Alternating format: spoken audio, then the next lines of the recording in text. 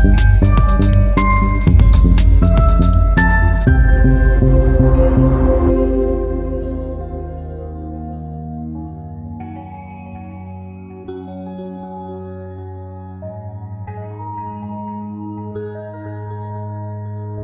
එදිනෙදා ජීවිතේ අපි ගන්න තීරණ අපිට දැනෙන හැඟීම් මේ දේවල් පිටපස්සේ තියෙන සැඟවුණු බලවේග ගැන තමයි අද මේ විග්‍රහය.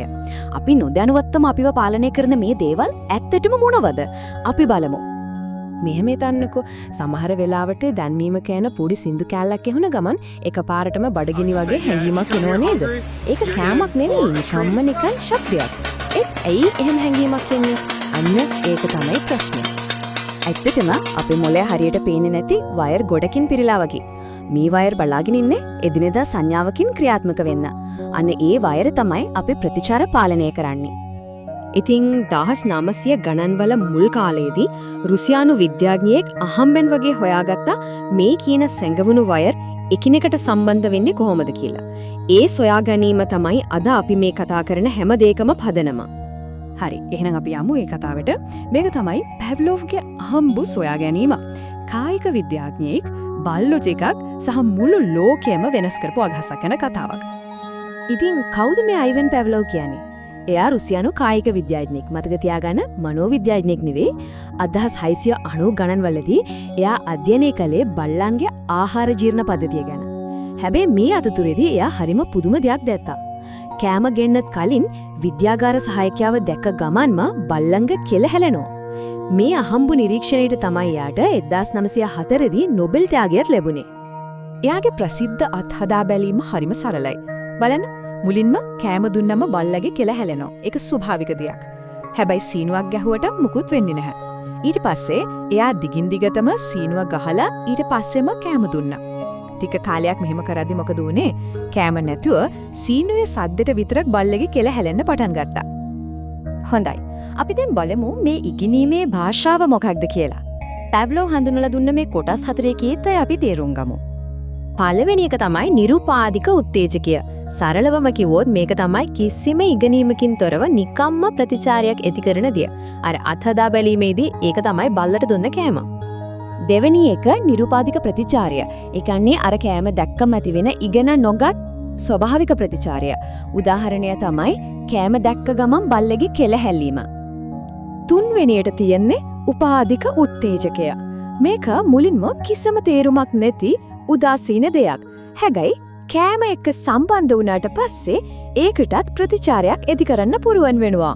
අන්න ඒක තමයි සීනුවේ සද්දට උනේ.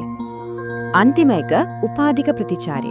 මේ තමයි අර මුලින් තේරුමක් නැතිව තිබිච්ච දෙයට දැන් දක්වන ඉගෙනගත්තු ප්‍රතිචාරය. ඒ කියන්නේ සීනුවේ සද්දට විතරක් බල්ලගේ කෙල හැරෙන එක. හරි.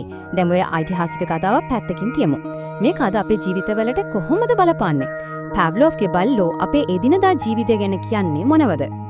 නූතන ලෝකයේ මේක ප්‍රධාන විදි දෙකකට පාවිච්චි වෙනවා. එකක් තමයි ආශාව ඇති කරන්න. අනික බය ඇති කරන්න. වෙළඳ දැමීම් වලින් භාණ්ඩවලට ආසාවක් ඇති කරනවා. ඒ වගේම ෆෝබියා එහෙම නැත්නම් බීතික හැදෙන්නේ මේ විදිහටම. නිකම්ම දේවල් එක්ක බයක් සම්බන්ධ වීමෙන්. වෙළඳ දැන්වීම් කරුවෝ මේක හරිම දක්ෂ විදියට කරනවා. එයාලා කරන්නේ එයාලගේ භාණ්ඩ හොඳ හැඟීම් එක්ක සම්බන්ධ කරන එක. මැක්ඩොනල්ඩ්ස් සින්දුව ඇහෙද්දි බර්ගර් එකක් මතක් වෙනවා. කෝෆි සුවඳ එද්දි කෝෆි කඩේකට යන්න හිතෙනවා. මේ හැම දෙයකම ඉලක්කය තමයි භාණ්ඩය හොඳ හැඟීමක් එක්ක ගැට ගන්න එක. ඒ වගේම තමයි ෆෝබියා. හිතන්න දත් කලවද්දී ඇතිවෙන වේදනාව නිසා දොස්තරගේ පුටුව දැක්කත් බයක් ඇති වෙන්න පුළුවන්. දරුණු ගුවන් ගමනක් නිසා ප්ලේන් එකක් දැක්කත් කලබල වෙන්න පුළුවන්. මෙතනදි වෙන්නේ එකම එක නරක අත්දැකීමක් නිසා සාමාන්‍ය දෙයක් බය එක්ක සම්බන්ධ වෙන එක. ඉතින් මේ වගේ බැඳීම් කඩලා දාන ක්‍රමයක් තියෙනවද? පුළුවන්. අපි දැන් බලමු කොහොමද අපේ මොළයේ මේ සම්බන්ධතා නැවත සකස් කරගන්නේ කියලා. මේකට කියන ප්‍රධාන සංකල්පය තමයි නිරුද්ධ වීම. ඒ කියන්නේ අර උපාදික ප්‍රතිචාරය ටිකෙන් ටිකෙන් නැති වෙලා යන එක. මේක වෙන්නේ අර නරක ප්‍රතිඵලය නැතුව උත්තේජකයට විතරක් දිගින් දිගටම මුහුණ දෙනකොට. මේක කරන්න සරල පියවර ටිකක් තියෙනවා. පළවෙනියට අනවශ්‍ය ප්‍රතිචාරයේ අධිකරණ දේ හරියටම අඳුරගන්න. දෙවෙනුව ඒ ප්‍රතිඵලය බලාපොරොත්තු නොවි ඒ දෙයට නැවත නැවතත් මුහුණ දෙන්න. තුන්වෙනුව ඒ වෙලාවට එන හැඟීමට මුකුත් නොකර ඒක ඉහළ ගිහින් පහළ යන්න ඉඩ දෙන්න. මෙහෙම දිගටම කරද්දී මුලේ ඉගෙන ගන්නවා ඒ උත්තේජකයට බය වෙන්න දෙයක් නෑ කියලා. එතකොට ප්‍රතිචාරයත් ටිකින් ටික මැකිලා යනවා. චර්යා චිකිත්සක ජේම්ස් හික්ස් කියනවා වගේ බීතිකා හැදෙන්නේ සරල ඉගෙනුම් නීති වලින්. හැබැයි ඒ නීතිම තමයි වෙනස් වෙන්නත් පාර කපන්නේ. ඒ කියන්නේ අපි ඉගෙනගත්ත දේවල් අපිටම වෙනස් කරගන්නත් පුළුවන්.